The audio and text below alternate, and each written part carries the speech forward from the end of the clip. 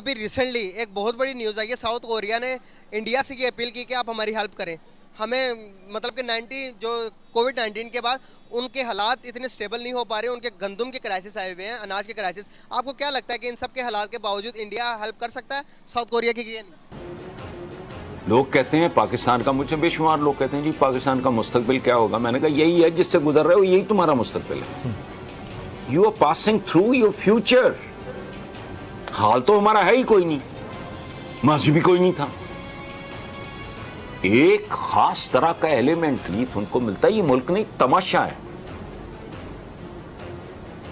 में से एक पीसीएस क्वालिफाई करने के काबिल नहीं है। मुल्क इनके हवाले करने वालों के भी सदके जाऊं, जो इनको वोट देते हैं उन पे भी बारी जाऊं, तो इनके साथ जो भी हो कम है। एक जमाने में मैं बहुत कुड़ा करता था, मैं I was in my late 30s जब मेरा ब्लड प्रेशर इन्हीं बातों की वजह से। दक्षिण कोरिया, साउथ कोरिया, जिसकी इकोनॉमी हम देखें तो जापान के बाद सबसे ज़्यादा, चाहे स्टार्टअप में या टेक के मामले में सबसे ज़्यादा तेज़ी से हमें ग्रो करता हुआ नज़र आता है। उसने भी जब देखा कि इकोनॉमी लड़खड़ा रही, क्योंकि वैसे तो पूरी दुनिया की इकोनॉमी लड़खड़ा रही है, खास तौर पर रशिया यूक्रेन वॉर, और उसको बहुत अच्छे तरीके से पता है जब ये चाइना ताइवान का जो मुद्दा है ज़्यादा गर्म होगा, जो कि हर दिन के साथ में गर्म होता चला जा रहा है, तब वहाँ पर भी आफत आएगी। जो आज यूरोप में रिसेशन चालू हो गया है, वो ही वहाँ पर भी आने वाला है। अभी तो स्थिति और ख़राब होने वाली है, उसको ही नज़र रखते हुए भारत के आगे मदद मांगना चालू कर दिया। हम देख रहे हैं दुनिया में कहीं की भी इकॉनमी ख़राब होती है, सबसे पहला नाम किसी को याद आता है तो भारत का। अच्छा देखें, आजकल पूरा वर्ल्ड तो एक ग्लोबल विलेज बन गया, तो अलाए तो हर कोई एक दूसरे के साथ दिखाता तो यही है कि हम हैं, लेकिन मुझे ये लगता है कि साउथ कोरियन जो है वो अमेरिकन एंटी हैं, तो इंडिया जो है वो अमेरिका का लाए है, और उसके मुफावदत हैं जो इंडिया के साथ, अमेरिका के साथ जुड़े हुए हैं। इसराइल, इंडिया और अमेरिका, मतलब इट मीन्स, तो मुझे लगता है मुश्किल है। देखें, गोरे जो सारे गूगल वाले और सारी साइट्स हैं वो डिपेंड इंडिया पे करती हैं, तो इंडिया इसलिए आंखें दिखा सकता है। तो आपकी बात लॉजिकल है, मैंने इसलिए कहा मे भी हो भी सकता। थिएटर्स होते थे, उसके बाहर फट्टे होते थे, वहाँ वो मदारीपन किया करते थे थिएटर की ज़्यादा से ज़्यादा टिकटें बेचने के लिए। कुछ प्रोफेशनल्स होते थे, ये अनायत हुसैन भट्टी वगैरह का, इनका भी बैकग्राउंड थिएटर का था। तो ये थिएटर के वो किरदार हैं। ये जो बात आपने की है, इसके लिए कोई अफलातून और रसूख होना तो जरूरी नहीं है। वो तुम ही तो लोग रहे हो, तुम्हें शर्म हया भी नहीं आती बात करते हुए, यूं कर दिया वो कर दिया, तुम्हें नहीं पता। और ख़ास तौर पर ये जो क्लाइमेट चेंज है, इसने पूरी दुनिया को मुतासर किया। पाकिस्तान तो वैसे फॉल्ट लाइन के ऊपर है। हमारे 75 साल में, चले 40 साल सियासतदानों को दे दें, 35 साल, उसके अंदर भी आज जो इक़्तिदार में हैं, आज मैं सुन रहा था प्रेस कॉन्फ्रेंस एहसन इकबाल साहब की, फरमाते हैं कि पाकिस्तान की तारीख का सबसे बड़ा सैलाब था जिसने पाकिस्तान को डुबो कर रख दिया। तो इन्होंने जो 30 साल 35 साल गवर्न करने के नाम के ऊपर मुल्क पे मुसल्लत रहे ये लोग, इनके पास नहीं था ऑप्शन के ये कोई डैम्स बनाते, कोई प्लानिंग करते।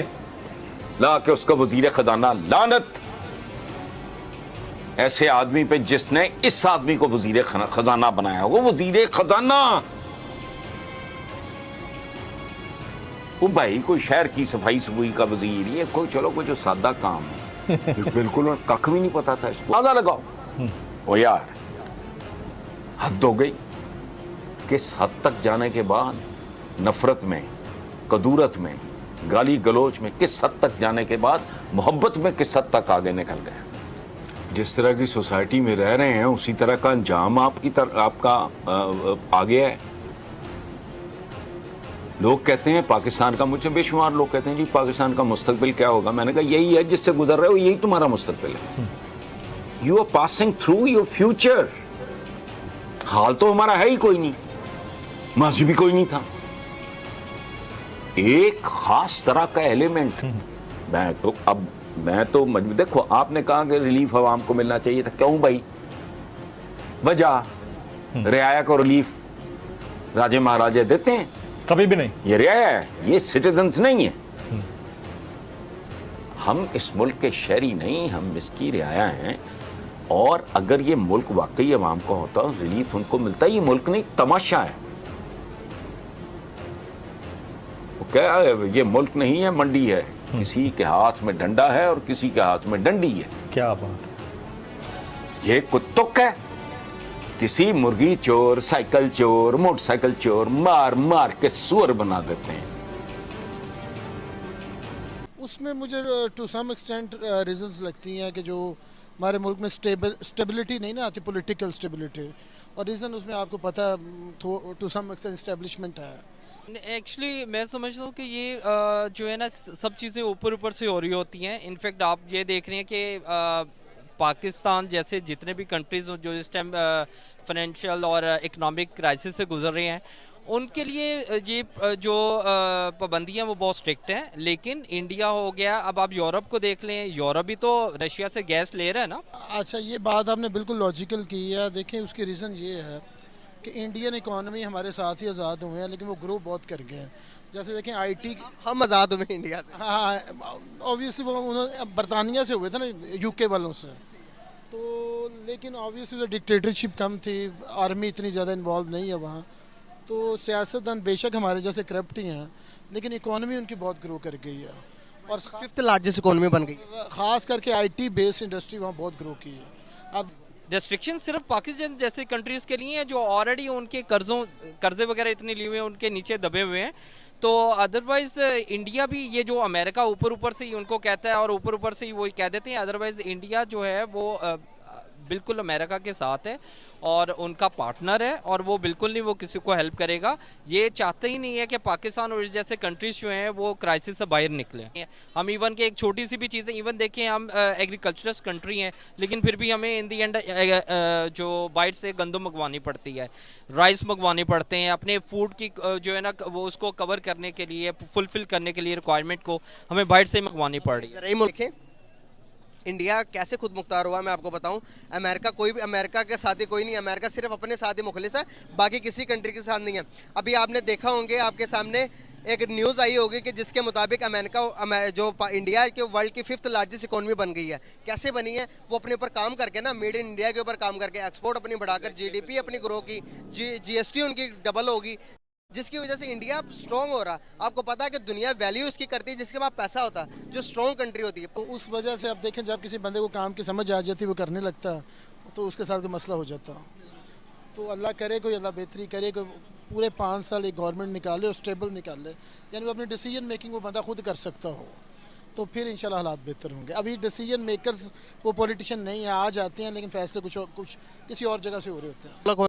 पिछले 35-40 सालों में जिस तरह से साउथ कोरिया ने अपनी इकोनॉमी को संभाला है, और ख़ास तौर पर जब हमने देखा है, जब से कोरिया, एक तो आप देखो नॉर्थ कोरिया, साउथ कोरिया, दोनों में ज़मीन आसमान का फ़र्क पूरी दुनिया मानती है। एक को तो तानाशाह डिक्टेटर मिल गया, हालांकि लोग काफ़ी हद तक एक जैसे हैं, कल्चर वगैरह सब कुछ बहुत सिमिलर है, पर फिर भी वहाँ पर सिर्फ एक तानाशाह के चलते खाने पीने का बजट, एजुकेशन का बजट, मेडिकल का बजट, दुनियादारी, जितनी सब ज़रूरत की चीज़ें होती हैं सब उठा करके डिफेंस में डाल दिया। इसी वजह से आप देखो ये हालत होती चली आ रही है वहाँ की। किम जोंग उन को खैर सभी जानते हैं। साउथ कोरिया को वही हम देखें तो उसने अपने टेक पर बहुत ही ज़्यादा फोकस किया और टेक्नोलॉजी को अपनी इकोनॉमी का चलाने का एक बड़े इंजन के तौर पर रखा। इसी चलते हम देखेंगे आज सैमसंग जैसी बड़ी कंपनी और दुनिया की इतनी सारी बड़ी कंपनियां जो है वो वहाँ से निकलती हैं, जिसके चलते आज इतना ज़्यादा उसका पूरी इकोनॉमी टेक पर ही उसकी बेस्ड है, बसी हुई है। खैर अभी तो एंटरटेनमेंट सेक्टर में भी उसका काफ़ी अच्छा चल रहा है, पर जहाँ पर हमने देखा खास तौर पर ताइवान में लाखों लोग ट्रेनिंग ले रहे हैं, लाखों आम नागरिक, कोई दुकान चलाता है, कोई सब्जी बेचता है, कोई पेपर फेंकता है, कोई स्टूडेंट है, कोई कुछ है, कोई गवर्नमेंट जॉब करता है, कोई प्राइवेट जॉब करता है, कोई बिजनेस करता है, सबके अलग अलग हर वर्ग से लोग आकर के उसमें ट्रेनिंग ले रहे हैं बाकायदा किस तरीके से लोगों को निकालना है, वॉर होती है। क्योंकि सबको पता है कि जिस तरीके से रशिया यूक्रेन ने एकदम से रशिया ने मुँह उठा करके हमला कर दिया था, वैसे चाइना भी कभी भी कर सकता है। तो क्योंकि यूक्रेन इतने लंबे समय पर, यूक्रेन ने खैर कॉन्फिडेंस भी दिया है सबको, क्योंकि यूक्रेन इतने लंबे समय तक युद्ध को खींचने में तैयार हो गया, और ना सिर्फ खींचने में, अक्सर हम देखते हैं खास तौर पर इस महीने की अगर हम बात करें सितंबर के महीने की, इसमें यूक्रेन के साथ में एक बढ़त हो गई है। रशिया इस समय थोड़ा सा डाउन हो गया है, रशिया के बराबर फौजी मारे जा रहे हैं। जब ये हमने बार बार देखा है, जब कहीं पर भी फौज घुसती है किसी दूसरी टेरिटरी में, लंबे समय तक अगर वो युद्ध खिंच भी जाए ना, तो जिसकी ज़मीन है वो उसके साथ में एक एज आ जाता है, क्योंकि वहाँ के लोगों में कॉन्फिडेंस आता है। और इनके लोग के लिए तो नई ज़मीन है, जो रशियन सोल्जर्स हैं उनके लिए तो वो नई ज़मीन है, सब कुछ नया है। और इतने लंबे समय के बाद में सबसे बड़ी बात होती है जो मनोबल, एक किसी भी सेना के लिए मनोबल का ज़रूरी होना बहुत ज़्यादा ज़रूरी है, जो कि वहाँ पर हमें हटता हुआ नज़र आ रहा है। साथ ही में पूरी दुनिया, चाहे हम इस्लामिक कंट्रीज़ को ले लें, जैसे तुर्की ने किस तरीके से अपने ड्रोन्स वहाँ पर दिए, यूरोप से और अमेरिका से पूरे के पूरे बराबर फंडिंग और हथियार सब जा रहे हैं। इन सब चीज़ों के चलते वहाँ पर उसने इतना लंबा खींच लिया, पर इकॉनमी पे तो सबको ही नज़र आ रहा है। यही कारण है जो अभी से ही साउथ कोरिया चाहता नहीं है ऐसी स्थिति वहाँ पर बने, इसीलिए भारत से मदद मांगी जा रही है।